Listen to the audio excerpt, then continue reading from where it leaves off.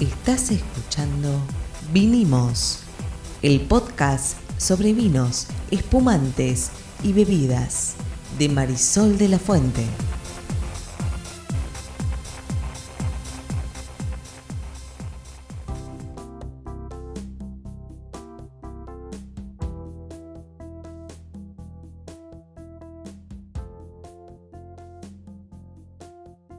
Buenas, mi nombre es Marisol de la Fuente y soy Sol Sommelier. Y yo soy Ariel Torres, soy el que hace las preguntas del que no sabe en este podcast de vinos y bebidas de Sol. ¿De qué vamos a hablar hoy, Sol? Vamos a hablar de vermut. Vermut, ok. ¿Tiene alcohol el vermut? ¿Tiene alcohol el vermut? Qué engañoso, yo pensé que no. ¿Cómo? ¿Cómo no va a tener alcohol el Y vermutcito? que yo no sé nada, la verdad. El vermutcito ese con chorrito de soda, con un hielito. Probé una vez y no me gustó, así que... ¿Y no le diste más oportunidad? Las cosas amargas no me... Bueno. Es un amargo, ¿no? Ahí está la cuestión. El vermut es uno de los 3 posibles tipos de aperitivos. ¿Pero qué es un aperitivo? Básicamente es una bebida que tiene ciertos elementos, principios aromáticos amargos, ¿sí? Que se obtienen de extractos vegetales.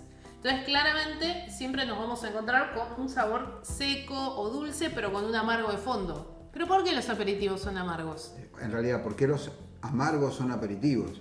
Todos los aperitivos son amargos. Entonces quiere decir que lo amargo te abre el apetito. Claro que sí, ¿Por qué? esa es la cuestión.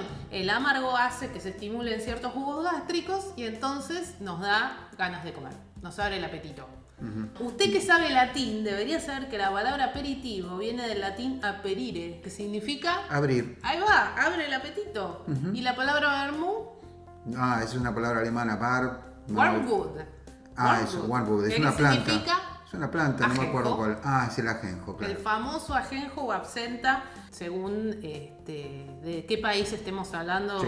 Absenta no existe en ningún país, es una españolización horrible de la palabra absinthe en inglés, pero en español se dice ajenjo. Muy bien, así que wormwood en alemán. Exactamente, mira, nuestro código alimentario sobre los aperitivos en general es como muy amplio. Es una bebida de graduación alcohólica que puede ir entre 0,5 grados a 54 grados. Un montón. Siempre la cuestión es que tiene que haber algo de extractos vegetales como parte de su composición, ¿sí? Obviamente, si tiene menos de 0,5% de alcohol es un vermut sin alcohol, ¿no? Un aperitivo sin alcohol. Pero 0,5 es más que 0, o sea, 0,5 ya tiene alcohol. Pero poquito. Ahora, ¿cuáles son las 3 categorías de aperitivos de las que se puede hablar, ¿no? Podemos hablar de los anisados y ajenjos, eso es como un gran grupo, son los más típicamente de Turquía, Italia, Grecia, Francia, digamos, muy mediterráneos. Ahí hay maceraciones y destilados.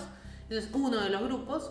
Después tenemos los vermuts y las quininas, que en general son rojos, rosados, blancos, encabezados, aromatizados con flores, plantas, raíces, ¿no? Distintos tipos de componentes. Y después tenemos sí bien los que son amargos, los que son bitters, ¿no? Que muchas veces son como el amargo que se utiliza para coctelería, por ejemplo. Ajá, dame un ejemplo de eso.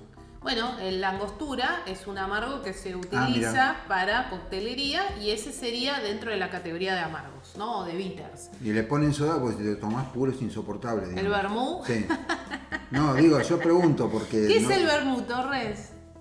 Y volvimos al principio, ¿cuándo rebobinamos? No rebobinamos. ¿Qué es de base un vermut? No sé, ni idea. ¡Vino! Por eso estamos hablando del vermut. No, bueno, yo pensé que porque tenía alcohol. Acá hablamos de cosas que no tienen nada que ver con el vino como por ejemplo los destilados. El vodka no tiene nada de vino. Más allá de que hay un vodka que se puede hacer con uva, que no me acuerdo cómo se llama ahora. El Ciroc, exactamente. Pero... Es una marca Ciroc en realidad, no es un tipo de vodka. Es un vodka, es un destilado hecho de uva. Se llama Ciroc. Ciroc tiene varios, pero yo lo que sí no sabía, mira, es un dato, es que los vermut de base tienen vino. Claro. No, mira. Puede ser un vino seco, un vino encabezado, puede ser un mistela.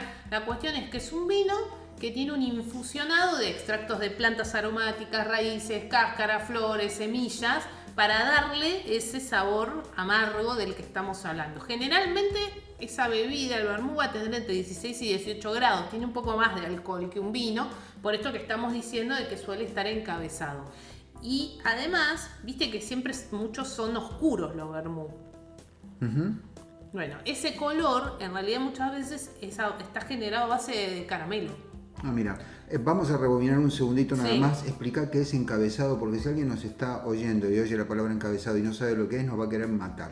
¿Qué es encabezado? Que Significa se le agregó que se alcohol. le agregó alcohol. Muy bien. ¿Sí? En alguna parte del proceso productivo se les agrega alcohol. Se puede agregar en el mosto, se puede agregar después de la fermentación. Bueno, no quiero complicar, significa que tiene No, un está bien. agregado de alcohol.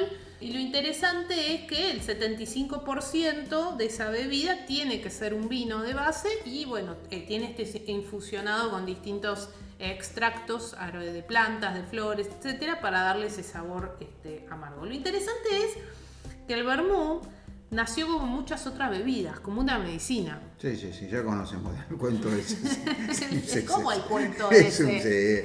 Empezaban Pobre con el- Hipócrates, ¿estás No, diciendo que era pero- un barcero? No, pero conozco bien la historia de los antiguos griegos y le daban al trago que da calambre. Eso sí que tuvieran oídos encantados. de Bueno, este dicen podcast. que el vino de Hipócrates, allá por el siglo V a.C., Sí, hace era 25 un vino siglos. que se maceraba, un vino dulce que se maceraba con orégano y ajenjo. Ujú. De hecho, decíamos que el nombre vermú viene de la palabra wormwood o wormwood o como se pronuncie, que significa ajenjo. Sí, muy bien. La cuestión es que Hipócrates inventó el vermut, entonces. En realidad inventó esta bebida de vino infusionada con hierbas que utilizaba con, digamos... Orégano y ajenjo. Orégano y ¿Y ajenjo, con qué con curaba motivos con esto? medicinales. ¿Las y- penas? No sé, algo juraba. Era de indigestivo, una poción medicinal. Andás a ver, ¿no? Bueno, hay algunas hierbas que efectivamente hoy sabemos que tienen efectos sobre la salud. Ahí sí hay que ponerse muy firme y decir, de todo eso, el alcohol no era lo que te iba a hacer bien, ni ahora ni hace 25 siglos. De manera que hoy podemos ser un poquito más sinceros y decir que esto es simplemente entretenimiento, bebida, lo que Bueno, sea. en aquel momento seguramente creían que esa mezcla... Y no tenían farmacia, Pero pobres tipos, algo vos- tenían que hacer. Yo creo que era al revés y cuando lees un poco sobre cómo iniciaron todas estas bebidas, tenían las hierbas, tenían que poder administrárselas a los enfermos. Le clavaban alcohol, obvio. ¿Cómo las conservaban? Yo pienso bien. Sí. Entonces las conservaban está con bien. alcohol. Sí, no sé si el alcohol depende de la hierba, va a conservar sus principios activos, no, la verdad no lo sé, estamos hablando ahí ya de cuestiones que tienen que ver con la bioquímica, pero en todo caso, todo bien, si querían decir que era medicinal, está todo bien, después de la segunda ánfora ya dejaba de ser medicinal. A él se le adjudica como esta idea inicial del vermú. Ahora, el verdadero vermú se sabe que nació en el siglo XVII, en Turín, que se considera como la capital del vermú. La cuna del vermut. Sí. Exacto. ¿Por qué no tenemos un nombre italiano para...? Bueno, pero porque también se sabe que en 1570 los húngaros o los alemanes o alguien por esa zona creó algo parecido que llamaba el famoso wormwood. Ok. ¿No? Acá la posta igual lo tienen los italianos. Bien. ¿Sí? Por eso se dice que la cuna del vermú es Italia. Obviamente hay vermú español, hay vermús argentinos. Pero hay muchos muy vermús conocidos italianos, por franceses. ejemplo. Bueno, el famoso Puntemés. A ver, y el Carpano. El creador Carpano. o el padre del vermú en Italia es Antonio Benedetto Carpano. Muy bien. ¿Por qué? Porque él creó un vermú donde el ajenjo era un ingrediente más. Si no... digamos, no era el principal, era un vino con un sabor que era dulce, pero tenía un toque amargo, que le encantó a la gente que vivía en este lugar. ¿Por qué? Porque era como una bebida que se tomaba con unas gotitas de vainilla, con unas gotitas de bitter, ¿no? Y ese amargor era como la previa, esa copita que se tomaba en la cantina, en la previa, después de trabajar, antes de ir a la casa a cenar. Está bien, igual seguramente tuvo éxito porque, de hecho todavía existe, Por supuesto. porque era rico y ya está. Y el señor Carpano encontró una combinación rica para su vermut y punto. No hay que discutir mucho. La cuestión del perfume y del sabor es realmente muy, muy subjetivo. Sí, su fórmula, que es la más antigua, la de Carpano, es de 1786 y se sabe que el vino que utilizó fue Pedro Jiménez, ¿sí? Que es un agua blanca. Y de hecho, en general, todos los vermús suelen estar hechos con vino blanco y los colores, como decía antes, son dados por el infusionado y muchas veces por algún agregado de caramelo que no le da dulzor, pero sí le da color para ponerlos más oscuros. Ahora, si es rojo brillante, ¿eso es un colorante o no? No. Bueno, depende un poco, ahí ya entramos en las regulaciones de cada uno de los países, ¿no? Pero Hay algunos que son muy rojos, ¿o no? sí, pero en realidad vos me imagino a qué te estás refiriendo. Puede ser que estemos hablando de algunos de los que son bitters. Sí, que bitters, esos sí. no son vino de base. Ah, ok, me confundí. Ok. Por eso yo dividí en los aperitivos. Los aperitivos son todas las bebidas que tienen amargos y que como tales se sirven en general antes de la cena o antes de la comida para abrir el apetito. En esos amargos tenemos los anisados o los que están hechos a base de ajenjo. Tenemos los vermouth, que son los que están hechos a base de vino, y después tenemos los bitters. Ok, yo pensé que todos los amargos se hacían en base de... ¿Y No. los anisados en base de qué se hacen? Es un destilado en Es un realidad. destilado. Entonces tenemos Exactamente. destilados, vino Y los bitters también en general están hechos en bases a destilaciones o infusiones. Ok, entonces el único que tiene vino como base El es que el es de vermouth. vino es el vermouth. Bien, acabamos. Aquí acabamos de dar un dato fundamental, porque yo la verdad que estaba pensando que todo era No vino. todos los Muy bien. amargos están hechos con vino. Y los bitters sí aceptan que le pongas, por ejemplo, témpera, no un color, digamos, un colorante. En realidad, muchas veces los colores están dados por los infusionados, ¿sí? Y muchas veces se utiliza para el amargor quinina, cáscara de naranja, alguna raíz, y puede ser que en algunos casos haya algún componente colorante de origen natural. Okay. Pero sí es interesante saber que el amargo o el bitter se le puede llamar a cualquier licor, cerveza o bebida que tenga un sabor amargo fuerte y que funcione como aperitivo. Está bien, ¿no? igual hoy estamos hablando de vermouth. Era confusión mía, no lo tenía claro. Bueno, por eso vengo a este podcast porque aprendo un montón. Entonces, seguimos con el vermouth. Seguimos con el vermouth. ¿Cómo se toma un vermouth? Bueno, que solo, que con hielo, que con soda.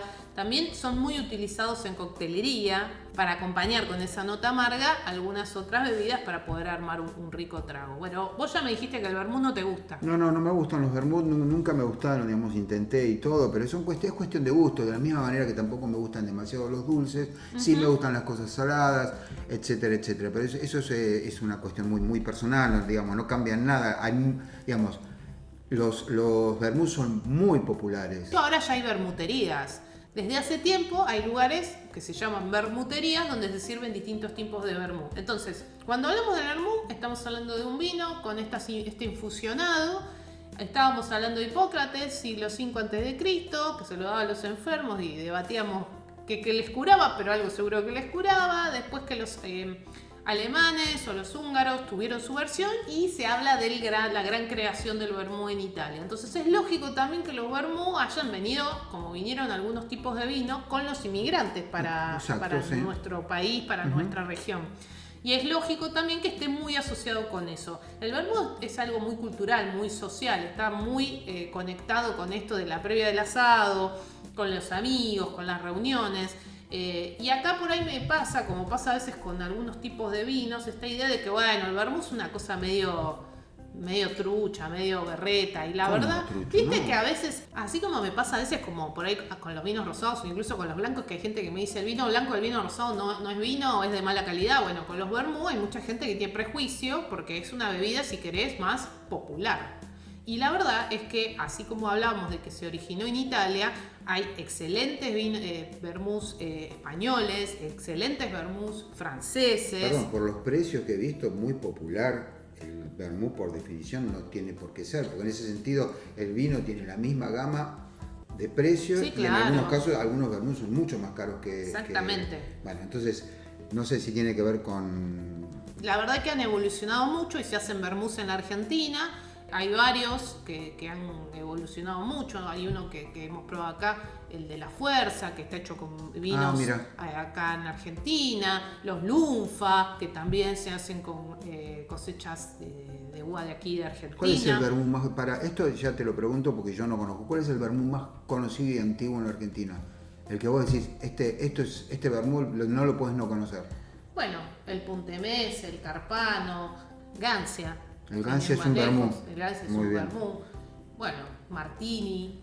Ah, mira. Martini es también uno muy famoso de los italianos. No tiene nada que ver con el trago, me imagino, sí. Es la base del trago. Ah, la base del trago. Mira. Es uno de los componentes que se utiliza en el trago. El Antica Fórmula, que acá se consigue, que es carísimo porque es importado, pero es excelente. Ese es para tomar solo, con un hielito. Mira. Hay muchos. Habíamos empezado en cómo se toma y de ahí derivamos por todo el tema de los prejuicios y demás, lo que es lógico, pero bueno, en total, ¿cómo se lo toma el vermú?